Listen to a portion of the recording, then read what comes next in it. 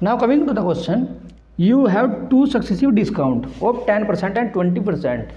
Find the equivalent discount. यानी कि माना आपके पास 10% और 20% के दो क्रमागत बट्टे दिए हों, तो आपको समतुल्य बट्टे का मान बताना है। अब इसके there are two ways to solve this.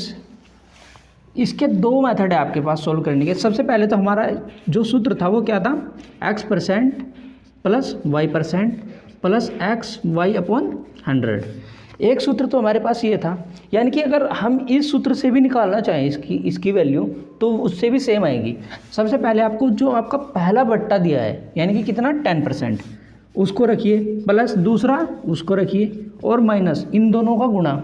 अब ये बहुत आसान है, 200 डिवाइडेड बाई 100।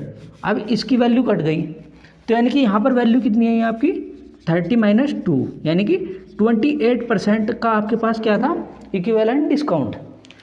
आपके पास कितना आया 28% का।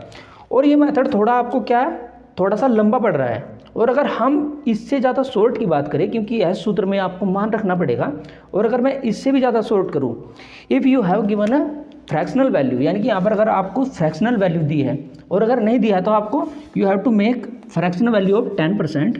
एज 10% को हम क्या लिख सकते हैं 1/10, यानी कि 10% को हम कैसे लिख सकते हैं 1/10। और दूसरा बट्टा आपको क्या दिया है 20%, यानी कि 20% कैन बी रिटन एज 2/10। अब यहाँ से देखिए, हमारी अगर पहले वैल्यू कितनी थी 10, तो घटने के बाद कितनी हो जाएगी, 10 में से 1 गया 9। तो यानी कि अगर शुरुआत में उस शर्ट की कीमत थी 10 रुपये, तो बाद में कितनी हो जाएगी 9। और अगर यहाँ पर मेरी वैल्यू शुरुआत में थी कितनी 10, तो बाद में घटने के बाद कितनी हो जाएगी 8, ये 2 घट जाएंगे। तो यानी कि अब यहाँ पर वैल्यू कितनी आ गई मेरी 10 × 100, और ये 8 × 72, यानी कि मेरे पास 100 की कीमत का कितने की छूट मिली मुझे 72 रुपये की। तो यानी कि कितने की घटोतरी 28, कितने की 28। अब जो ये 28 घटे हैं कितने पर 100 पर, तो यानी कि परसेंट की अगर मैं बात करूँ 28 बाई कितने पर 100 पर। और अगर किसी भी चीज़ का परसेंट निकालो तो वहाँ पर 100 से गुणा होती है, यानी कि 28%। अब ये जो मेथड है हमारा, ये केवल फ्रैक्शनल वैल्यू के लिए है, और ये तो हमारा सूत्र है ही। अब सूत्र में तो आपको वैल्यू रखनी ही पड़ेगी।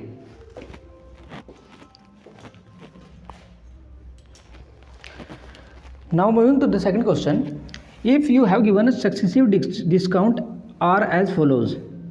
पहला जो हमारा सक्सेसिव डिस्काउंट अगर आपको मिल जाए वो क्या है 11 से 1/9%, और दूसरा 12.5%, तीसरा 9 से 1/11%, चौथा 10%।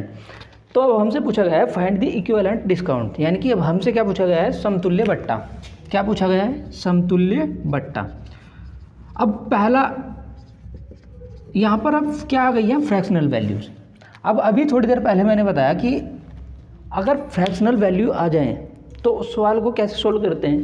सबसे पहले आप इन सब की फ्रैक्शनल वैल्यू को देखिए, इन सब की फ्रैक्शनल वैल्यू लिखिए। जैसे इसकी क्या है 1/9, दूसरे की क्या है 1/8, तीसरे की क्या है 1/11, और सबसे लास्ट की क्या है 1/10।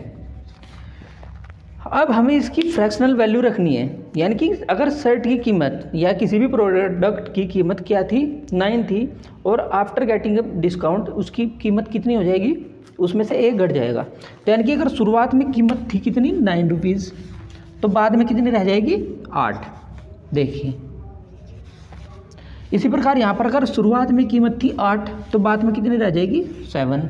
अगर शुरुआत में कीमत थी 11, तो बाद में कितनी रह जाएगी 10। अगर शुरुआत में थी 10, तो बाद में कितनी रह जाएगी 9। अब अगर मैं यहाँ पर if you want to find equivalent discount here, तो अब आप देखिए जो चीज़ कटती है उसको काट दीजिए। जैसे कि यहाँ 10 से 10, 9 से 9, 8 से 8। अब बचा क्या 11 और 7। अब शुरुआत में कीमत थी कितनी 11, और बाद में बची कितनी 7, तो यानी कि कितने का चेंज 4। तो यानी कि जो चेंज आया है, अब चेंज कितना आया 4 का चेंज कितने पर 11 पर, कितने में से 100 में से। यानी कि आपको जो कीमत माननी है वो कितनी माननी है, टोटल 100 में से। अब इसका मतलब हो जाएगा यानी कि 36 4/11%। यानी कि आपको अगर इक्विवेलेंट डिस्काउंट की बात की जाए, जो आपके पास समतुल्य बट्टा प्राप्त हो जाएगा वह कितना हो जाएगा, 36 ही 4/11% का, इतनी आपको छूट मिल जाएगी। अगर आपको हमारा वीडियो पसंद आया होगा तो हमारे चैनल को सब्सक्राइब, लाइक और शेयर ज़रूर कीजिए।